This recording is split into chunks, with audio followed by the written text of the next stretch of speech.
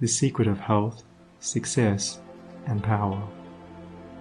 We all remember with what intense delight, as children, we listened to the never-tiring fairy tale.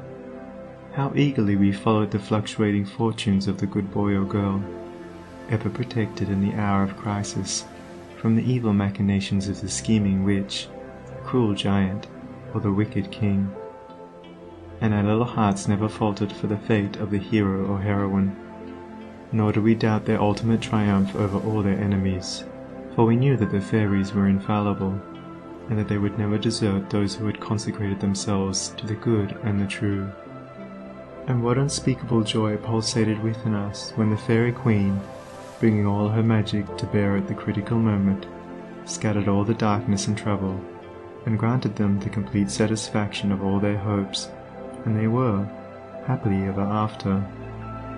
With the accumulating years and an ever-increasing intimacy with the so-called realities of life, our beautiful fairy world became obliterated, and its wonderful inhabitants were relegated, in the archives of memory, to the shadowy and unreal. And we thought we were wise and strong in thus leaving forever the land of childish dreams. But as we re-become little children in the wondrous world of wisdom, we shall return again to the inspiring dreams of childhood, and find that they are, after all, realities.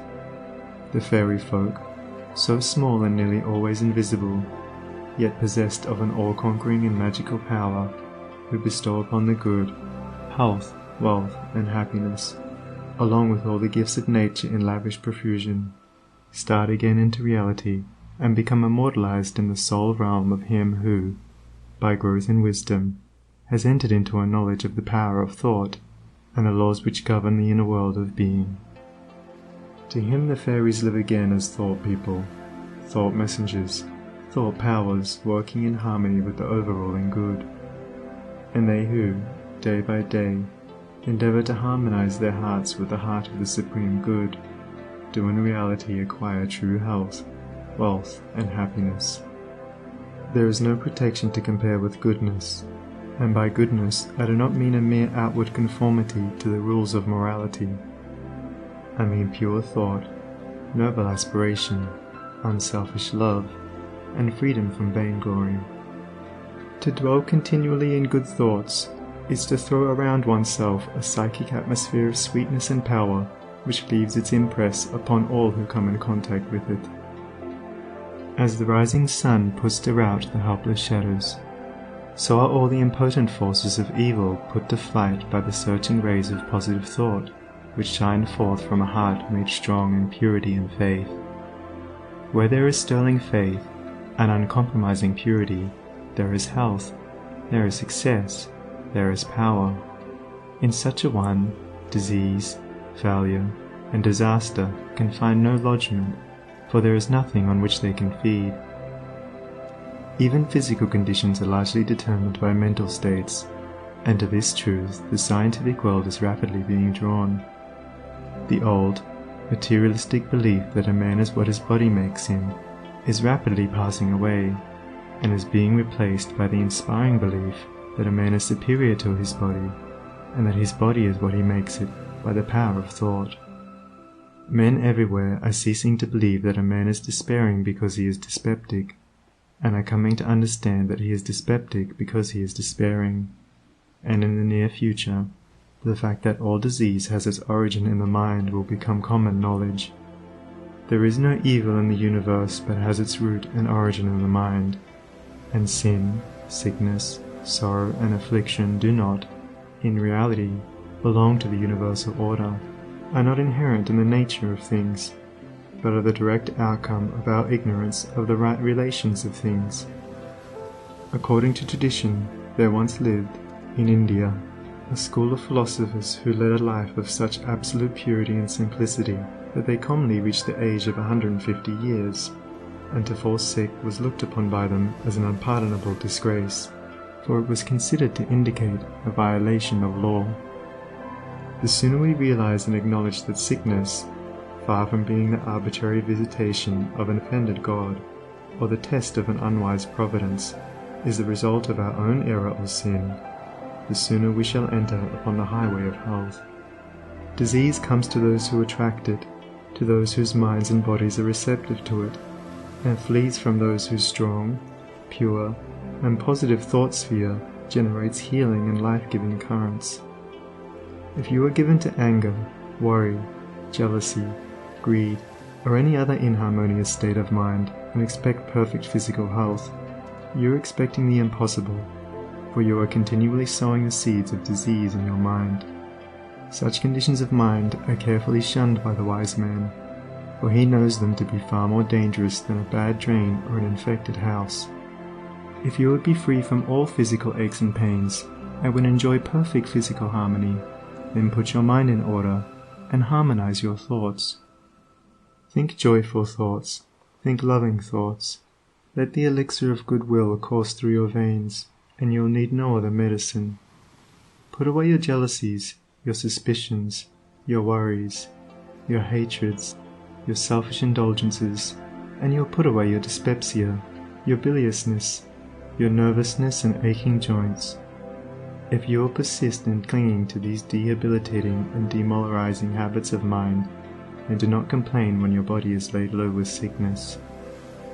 The following story illustrates the close relation that exists between habits of mind and bodily conditions. A certain man was afflicted with a painful disease, and he tried one physician after another, but all to no purpose. He then visited towns which were famous for their curative waters, and after having bathed in them all, his disease was more painful than ever. One night he dreamed that a presence came to him and said, "Brother, hast thou tried all means of cure?" And he replied, "I have tried all." "Nay," said the presence, "come with me, and I will show thee a healing bath which has escaped thy notice." The afflicted man followed, and the presence led him to a clear pool of water, and said, "Plunge thyself in this water, and thou shalt surely recover," and thereupon vanished. The man plunged into the water, and on coming out, lo! his disease had left him, and at the same moment he saw written above the pool the word, "Renounce." Upon waking, the full meaning of his dream flashed across his mind, and looking within he discovered that he had, all along, been a victim to a sinful indulgence, and he vowed that he would renounce it forever. He carried out his vow, and from that day his affliction began to leave him, and in a short time he was completely restored to health. Many people complain that they have broken down through overwork. In the majority of such cases, the breakdown is more frequently the result of foolishly wasted energy. If you would secure health, you must learn to work without friction. To become anxious or excited, or to worry over needless details, is to invite a breakdown. Work, whether of brain or body, is beneficial and health-giving, and the man who can work with a steady and calm persistency, freed from all anxiety and worry, and with his mind utterly oblivious to all but the work he has in hand, will not only accomplish far more than the man who is always hurried and anxious, but he will retain his health, a boon which the other quickly forfeits. True health and true success go together, for they are inseparably intertwined in the thought realm. As mental harmony produces bodily health, so it also leads to a harmonious sequence in the actual working out of one's plans. Order your thoughts and you will order your life. Pour the oil of tranquility upon the turbulent waters of the passions and prejudices, and the tempests of misfortune, howsoever they may threaten, will be powerless to wreck the bark of your soul as it threads its way across the ocean of life. And if that bark be piloted by a cheerful and never-failing faith, its course will be doubly sure, and many perils will pass it by which would otherwise attack it. By the power of faith, every enduring work is accomplished. Faith in the Supreme, faith in the overruling law, faith in your work, and in your power to accomplish that work. Here is the rock upon which you must build if you would achieve, if you would stand and not fall. To follow, under all circumstances, the highest promptings within you, to be always true to the Divine Self, to rely upon the inward light, the inward voice, and to pursue your purpose with a fearless and restful heart, believing that the future will yield unto you the meat of every thought and effort, knowing that the laws of the universe can never fail, and that your own will come back to you with mathematical exactitude. This is faith, and the living of faith.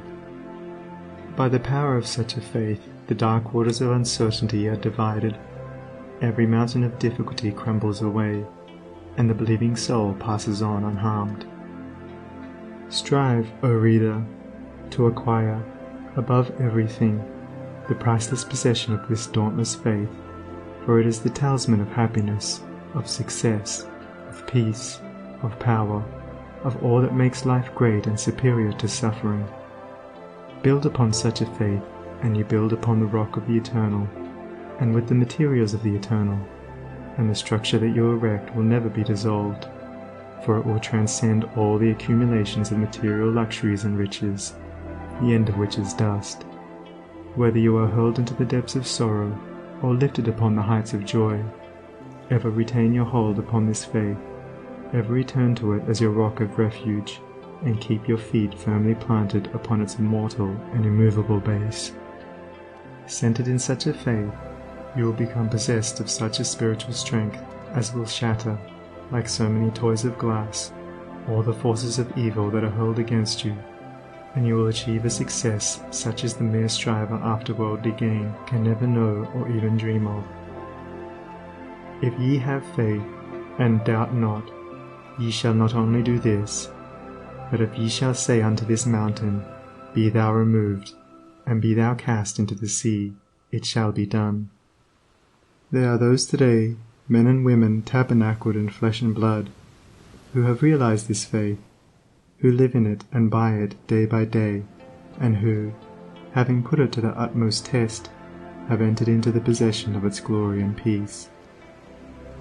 Such have sent out the word of command, and the mountains of sorrow and disappointment, of mental weariness and physical pain have passed from them, and have been cast into the sea of oblivion. If you will become possessed of this faith, you will not need to trouble about your success or failure, and success will come. You will not need to become anxious about results, but will work joyfully and peacefully, knowing that right thoughts and right efforts will inevitably bring about right results. I know a lady who has entered into many blissful satisfactions, and recently a friend remarked to her, "Oh, how fortunate you are. You only have to wish for a thing, and it comes to you." And it did, indeed, appear so on the surface, but in reality all the blessedness that has entered into this woman's life is the direct outcome of the inward state of blessedness which she has, throughout life, been cultivating and training toward perfection. Mere wishing brings nothing but disappointment. It is living that tells. The foolish wish and grumble, the wise work and wait, and this woman had worked without and within, but especially within upon heart and soul, and with the invisible hands of the Spirit she had built up, with the precious stones of faith, hope, joy, devotion and love, a fair temple of light, whose glorifying radiance was ever round about her. It beamed in her eye, it shone through her countenance, it vibrated in her voice, and all who came into her presence felt its captivating spell. And as with her, so with you. Your success, your failure, your influence, your whole life you carry about you, for your dominant trends of thought are the determining factors in your destiny. Send forth loving, stainless, and happy thoughts, and blessings will fall into your hands, and your table will be spread with the cloth of peace. Send forth hateful, impure, and unhappy thoughts, and curses will rain down upon you, and fear and unrest will wait upon your pillow. You are the unconditional maker of your fate, be that fate what it may. Every moment you are sending forth from you the influences which make or mar your life. Let your heart grow large and loving and unselfish, and great and lasting will be your influence and success, even though you make little money. Confine it within the narrow limits of self-interest, and even though you become a millionaire, your influence and success at the final reckoning will be found to be utterly insignificant. Cultivate, then, this pure and unselfish spirit, and combined with purity and faith, singleness of purpose, and you are evolving from within the elements, not only of abounding health and enduring success, but of greatness and power. If your present position is distasteful to you, and your heart is not in your work, nevertheless perform your duties with scrupulous diligence, and whilst resting your mind in the idea that the better position and greater opportunities are waiting for you, ever keep an active mental outlook for budding possibilities, so that when the critical moment arrives and the new channel presents itself, you will step into it with your mind fully prepared for the undertaking, and with that intelligence and foresight which is born of mental discipline. Whatever your task may be, concentrate your whole mind upon it. Throw into it all the energy of which you are capable. The faultless completion of small tasks leads inevitably to larger tasks. See to it that you rise by steadily climbing, and you will never fall. And herein lies the secret of true power. Learn, by constant practice, how to husband your resources, and to concentrate them, at any moment, upon a given point. The foolish waste all their mental and spiritual energy in frivolity, foolish chatter, or selfish argument, not to mention wasteful physical excesses.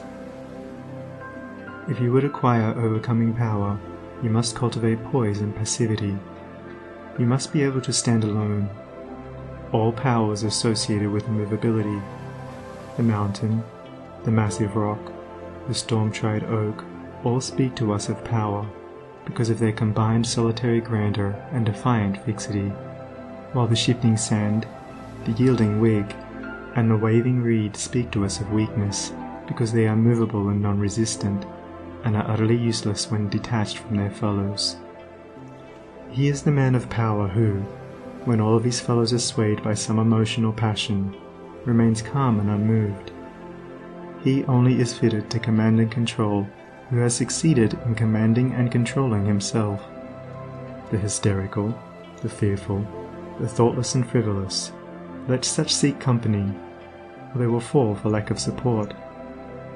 But the calm, the fearless, the thoughtful, and let such seek the solitude of the forest, the desert, and the mountain top, and to their power more power will be added, and they will more and more successfully stem the psychic currents and whirlpools which engulf mankind.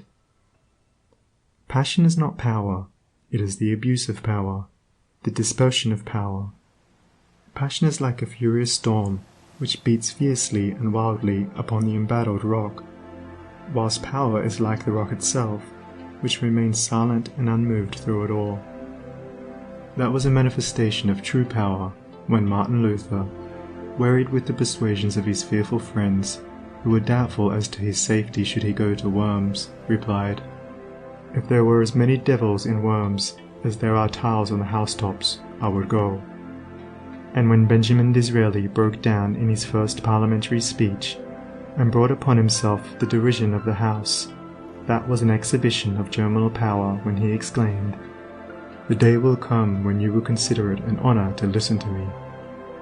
When that young man, whom I knew, passing through continual reverses and misfortunes, was mocked by his friends and told to desist from further effort, and he replied, "The time is not far distant when you will marvel at my good fortune and success," he showed that he was possessed of that silent and irresistible power which is taking him over innumerable difficulties, and crowned his life with success. If you have not this power, you may acquire it by practice, and the beginning of power is likewise the beginning of wisdom. You must commence by overcoming those purposeless trivialities to which you have hitherto been a willing victim. Boisterous and uncontrolled laughter, slander and idle talk, and joking merely to raise a laugh, all these must be put on one side as so much waste of valuable energy. St. Paul never showed his wonderful insight into the hidden laws of human progress to greater advantage than when he warned the Ephesians against foolish talking and jesting which is not convenient. For to dwell habitually in such practices is to destroy all spiritual power and life. As you succeed in rendering yourself impervious to such mental dissipations, you will begin to understand what true power is. and you will then commence to grapple with the more powerful desires and appetites which hold your soul in bondage, and bar the way to power, and your further progress will then be made clear. Above all, be of single aim. Have a legitimate and useful purpose, and devote yourself unreservedly to it. Let nothing draw you aside. Remember that the double-minded man is unstable in all his ways. Be eager to learn but slow to beg. Have a thorough understanding of your work, and let it be your own. And as you proceed, ever following the inward guide, the infallible voice, you will pass on from victory to victory, and will rise step by step to higher resting places, and your ever-broadening outlook will gradually reveal to you the essential beauty and purpose of life. Self-purified, health will be yours. Faith protected, success will be yours. Self-governed, power will be yours. And all that you do will prosper, for, ceasing to be a disjointed unit, self-enslaved, you will be in harmony with the great law, working no longer against, but with, the universal life, the eternal good. And what health you gain, it will remain with you. What success you achieve will be beyond all human computation, and will never pass away. And what influence and power you wield will continue to increase throughout the ages, for it will be a part of that unchangeable principle which supports the universe. This, then, is the secret of health, a pure heart and a well-ordered mind. This is the secret of success, an unfaltering faith and a wisely directed purpose, and to rein in, with unfaltering will, the dark steed of desire. This is the secret of power. All ways are waiting my feet to tread, the light and dark, the living and the dead, the broad and narrow way, the high and low, the good and bad, and with quick step or slow, I now may enter any way I will, and find, by walking, which is good, which ill. And all good things my wandering feet await, if I but come, with vow inviolate, unto the narrow, high and holy way of heart-born purity, and therein stay, walking, secure from him who taunts and scorns, to flowery meads across the path of thorns.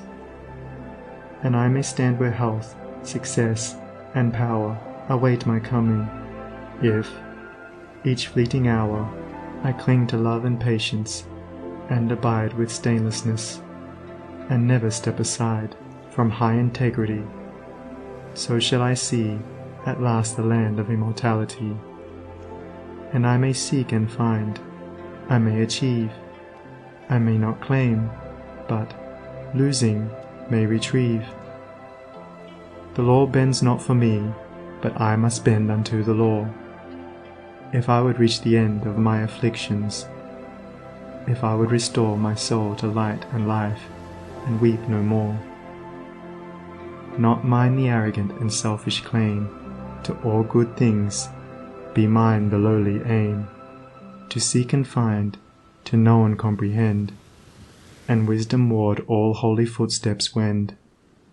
Nothing is mine to claim or to command, but all is mine to know and understand.